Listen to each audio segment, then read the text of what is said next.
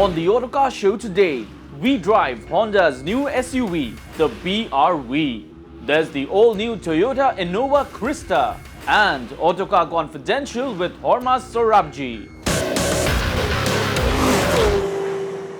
Well, a packed episode for you this week on the Autocar show, but let's begin with the Honda BRV. Now, you've seen this before on our show, you've also heard a lot about it, but now it's set to hit the Indian roads. C-SUV are what Honda are terming as the segment, so it means it will be in the space of the Creta and the Duster. Well, we've got both the petrol auto with us and the manual diesel, so let's see if the BRV has what it takes.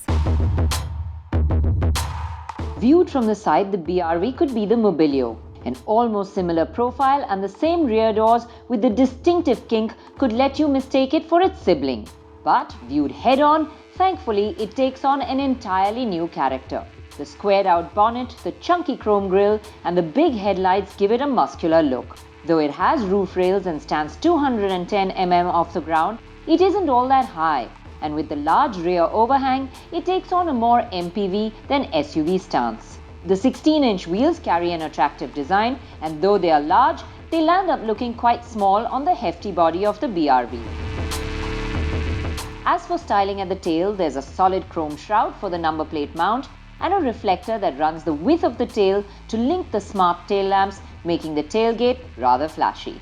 The tail scores more for practical reasons rather than pure aesthetics. The large rear windscreen offers good visibility and the tailgate extends low down, which makes loading and unloading luggage easy.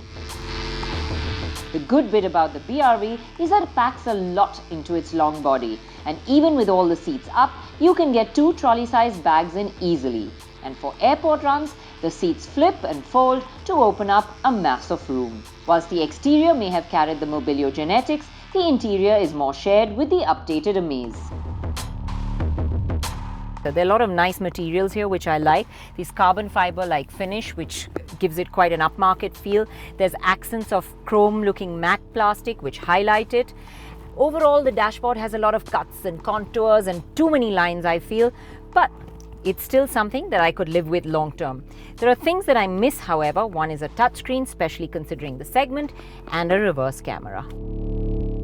The car's infotainment system, however, does feature Bluetooth for telephony and audio streaming. Although it is manual, mention must be made of the light and easy to use driver's height seat adjust as well. Now, some of the features that will be offered on the top spec versions are automatic climate control, steering mounted audio buttons, push button start, electrically foldable outside rear view mirrors and rear aircon vents. Overall, it's a nice airy interior with comfortable seats, but let's check the middle row. Now, I've got the front seat in my driving position. As you can see, there's ample legroom over here. But even if a taller person was driving, I think you'd have enough space in this back seat. The scooped out back of the front seat opens up more legroom for the passengers. You do have the rear aircon vent as well for comfort. Now, I've got this middle row in the most reclined position, so it's supremely comfortable. But should I want to open up room for the third row of passengers, I can raise the backrest and I can slide the seat forward, and even with it all the way forward, there is enough room. The BRV at 4456 mm in length is the longest in the segment too, but it loses out in width. So although the floorboard is flat enough for the third passenger, the narrow body of the BRV would make it a tight squeeze. But then, it does make room elsewhere. The BRV biggest advantage really is that third row of seats where it opens up room for extra passengers. One touch tumble makes it very easy to get in. And what I've done is I've actually put the middle row a little way forward.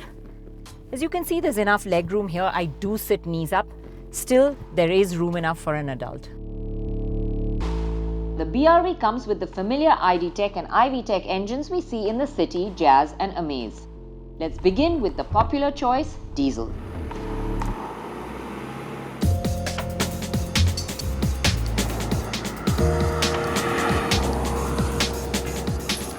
Now, this diesel engine definitely feels more refined and quieter than before, but it's still not as quiet as a Duster or a Creta.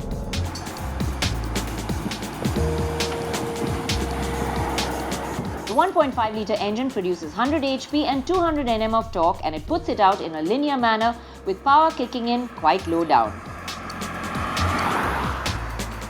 Now power really kicks in at the 1500 RPM mark in this diesel engine, and from there on till the 4000 RPM red line, it pulls cleanly, nicely and strongly.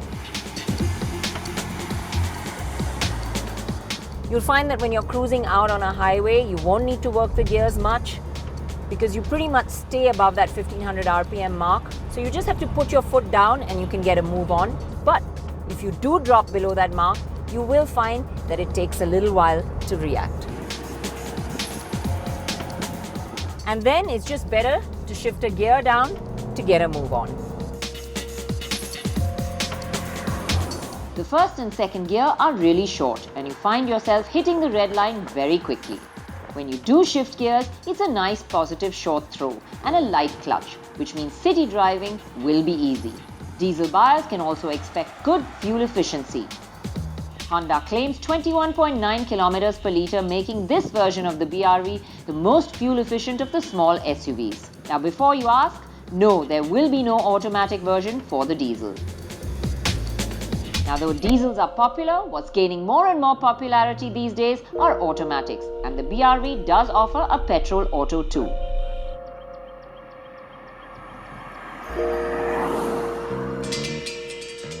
Now this auto box will really make light of driving in city traffic.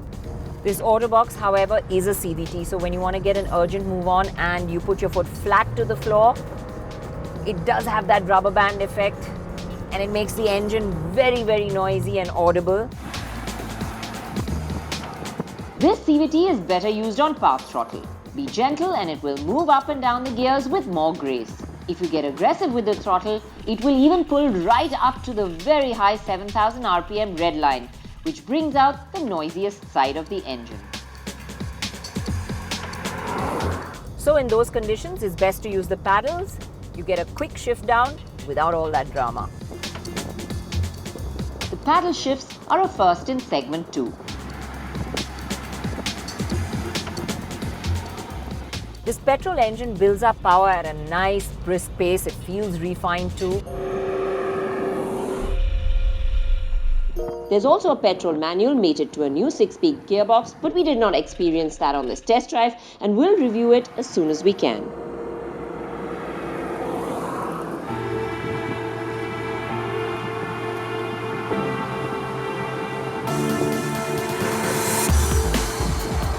The stretch of Udaipur to Mount Abu Highway gave us a chance to also stretch the engine's legs a bit, and we found both petrol and diesel would be good long-distance companions. Not only as far as performance goes, but in the way they deal with the roads too. Now, it's not really a car that you want to throw around corners, but it still goes around them reasonably well, feels planted, and the steering as well feels well weighted and gives you a good sense of security at higher speeds. So whether you want to nip in and out of traffic or settle into a cruise, you will find that the BRV will do just fine.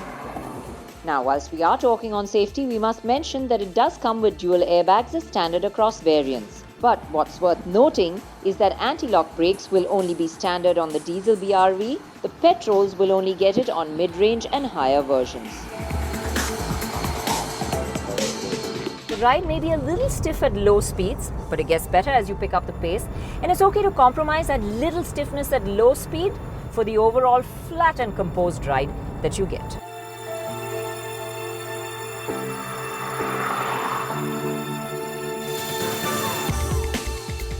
With both petrol and diesel engines, manual and auto on offer, the BRV has the stage set to take on the contenders. But price will play a key factor on how successful it is. We will know more about that when it is launched first week of May. Compact SUV? No, it doesn't really look very SUV, does it? Especially when you consider the competition it's up against. It's quite stretched out and looks a lot like the Mobilio, which is what we started off by saying. But then, to be fair to it, it does have that third row of seats, which others in its segment don't offer. It's also got a good set of engines, it drives nicely, it rides nicely, it's got a comfortable and spacious interior. So what the BRV offers in good doses is practicality. Now, it may not tug at your heartstrings or draw you in emotionally, but the sensible buyer will definitely appreciate its core values. Coming up ahead, we drive the Toyota Innova Crysta.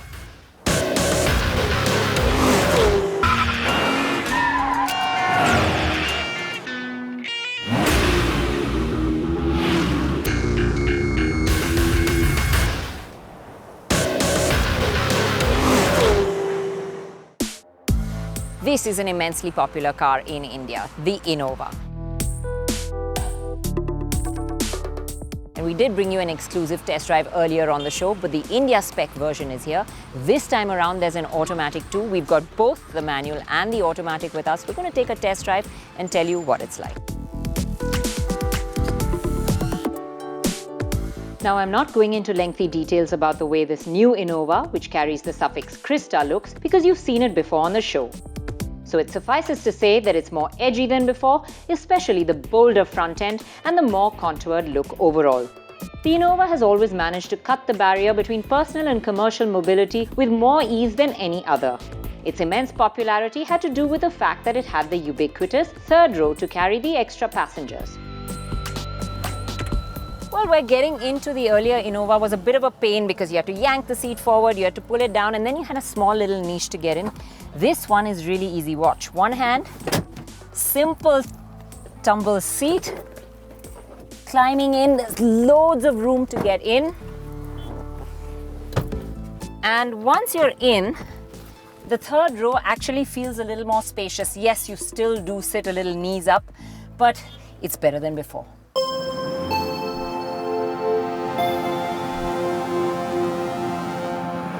But that's not the only area of improvement on the inside. Overall, there is a huge leap forward.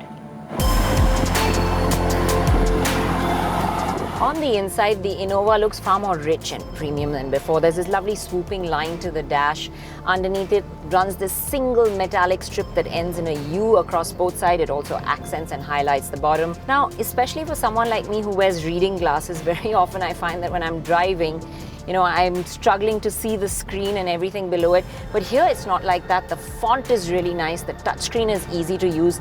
The angle of the screen is just perfect so it doesn't have glare. And even the AC controls are beautifully placed on this slightly angled portion of the dash so it faces up towards the driver and you don't have to struggle underneath here to operate them. The dials are nice and now they have this 3D effect which looks especially nice when it's lit up. There are loads of cubby holes and cup holders. In fact, the cabin can hold up to 20 bottles. There is a dual glove box and the top one offers a cooled function. The seats are bigger and more comfortable, and there is an additional display between the dials now that offers up a host of functions that can be controlled from the steering mounted buttons. Boot space is also a little more than before with all seats up, and you can flip down the third and middle rows to open up more room. From the boot to under the bonnet, the Innova now comes with two engines, a 2.4 litre mated to a 5-speed manual and the 2.8 litre that's mated to a 6-speed auto.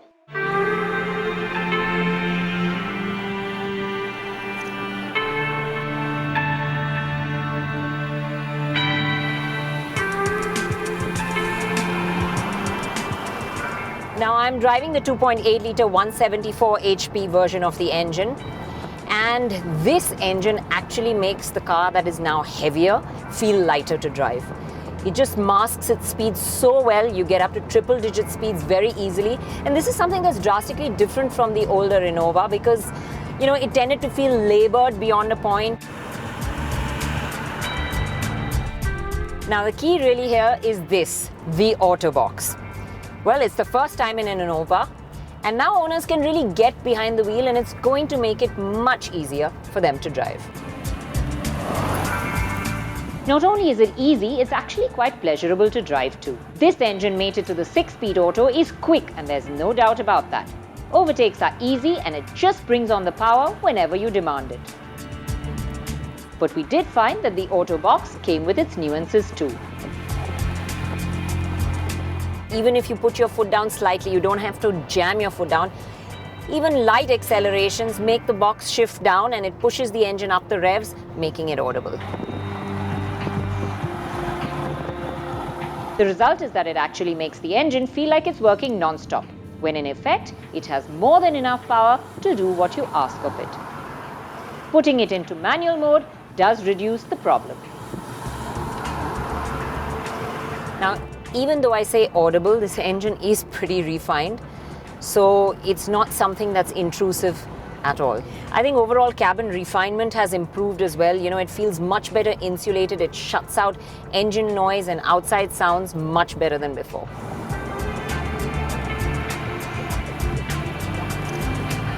Now, especially since this gets up to triple-digit speeds and settles down into a cruise quite comfortably, I just wish that the front end felt a little bit more tethered down, because this doesn't give you the kind of confidence at high speeds that you would like. The nose tends to feel a little light.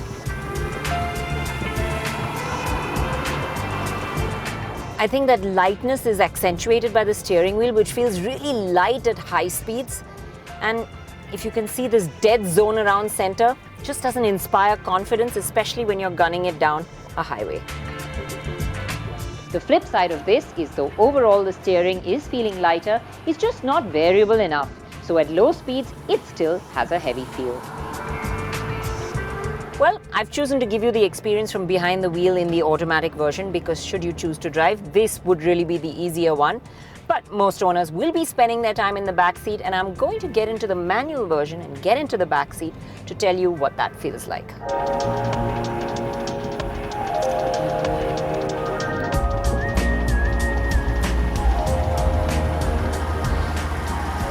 Now, Toyota engineers realized that most of the owners of the Innova actually spend their time in the back seat, so they've given a lot of focus this time around to this area. They've made it feel far more luxury, more plush. They've given it more features. There's a table that's now on the back of the front seat, so I can have my coffee or have a small meal really easily. There's storage area for my phone in a little pocket over here, so that's nifty. There's cup holders that fold out from the side of the seat, so you know, you just use them when you want, and when you don't, you can fold them away nicely and leave this area unimpeded. You can actually use it for more storage. What I liked as well was the U-shaped silver embellishment on the roofline, which was there for the ambient lighting. The AC vents are now housed there, and you have the electronic control now instead of the manual one for the AC. But the thing is that, you know, in the earlier Innova, you sat in the back seat, blasted the AC, and it bore down on you, and you were cooled in a second. This one now has gone further away from the passenger, so it takes a little while more to get cooler in this back seat. The black leather seats we had on the top-end variant didn't exactly help either, and cooling down after a break in the 42-degree heat of Kolhapur took a while. But other than that, it's hard to fault the captain seats, which are supremely comfortable. Space is also a little more than before, making an already great place to be even better. So truly a first-class experience in this row of the Innova, and what adds to it is the ride quality. Now, the ride quality of the Innova was always really faultless, and it feels like that even now. You're absolutely in comfort in this back seat. Cruising along a highway will be really, really leisurely. It does feel slightly firmer and gets a bit jittery over sharper bumps at lower speeds, but honestly, I'm picking needles out of a haystack over here. You really can't complain about the ride quality.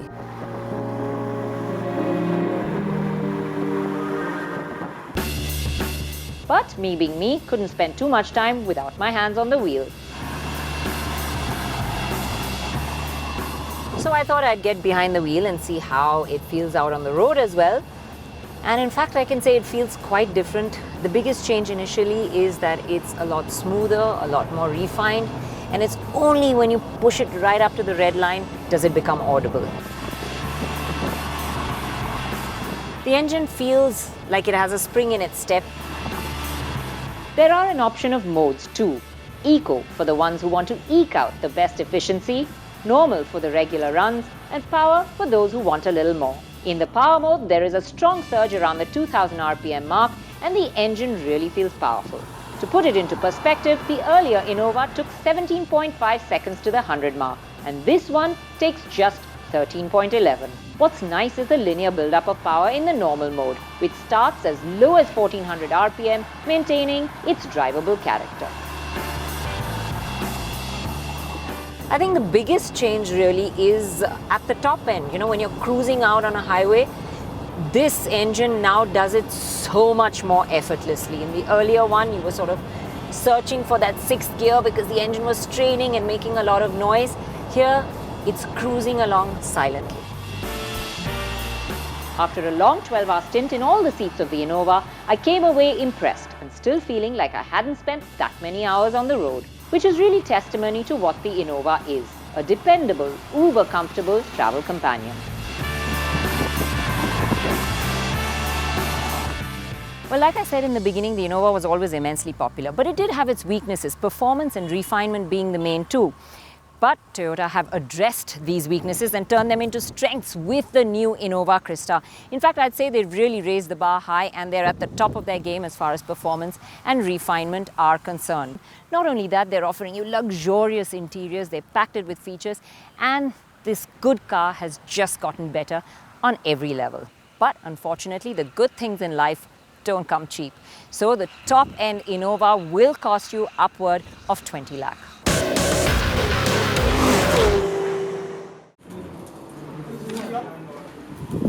Hello and welcome to Autocar Confidential. It's that part of the show where we unearth the secrets, tell you about the grapevine and the buzz in the auto industry.